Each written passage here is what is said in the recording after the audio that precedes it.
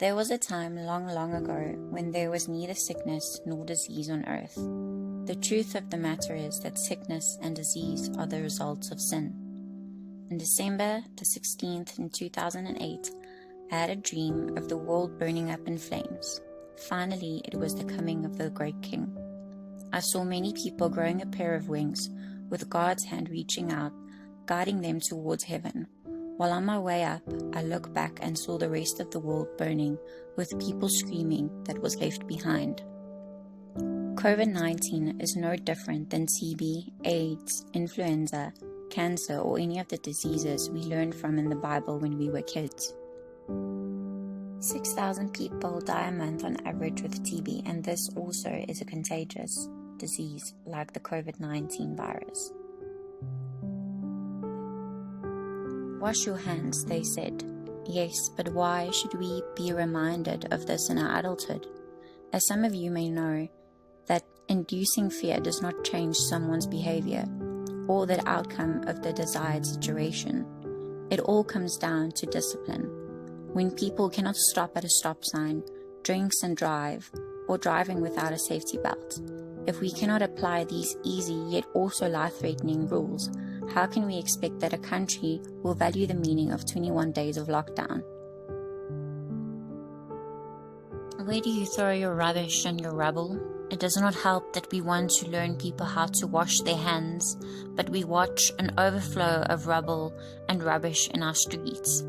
People urinating in the public and throwing rubbish out of their cars. Don't you realize that this is where nature fights back by means of viruses like the COVID-19? If you were to take a seesaw board as an example, placing all of the negative stuff in your life on the one side, littering, swearing, eating unhealthy, and breaking the law, what would this add up to? Your seesaw will collapse on the one side. And what would you have to pick it up to level again? I, for one, want to see my seesaw be overloaded with the good things. Eating healthy, exercising, goodwill, no litter, stopping at a stop sign and helping someone in need. Everyone should have an understanding of self-discipline, to watch over nature and ourselves. Everyone should on a day-to-day basis practice self-discipline, not only when we are facing life-threatening situations, because by then it's too late. To start praying the day when the world lights up in flames is too late. You should have started a day-by-day routine to build your empire, for that when the time comes, you are ready.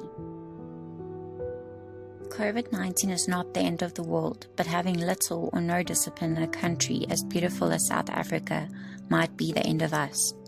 China recovered by means of self-discipline and practicing a better hygiene. Italy is standing strong by means of faith. We are in a semi-lockdown with no faith, no improvements on hygiene, but only improvements on stupidity and negligence. Now ask yourself this question: do you fill up the space you take, or is it an empty space that can be put to better or no use? Because that space is currently being determined by a virus called COVID-19. Now what are you going to do about it?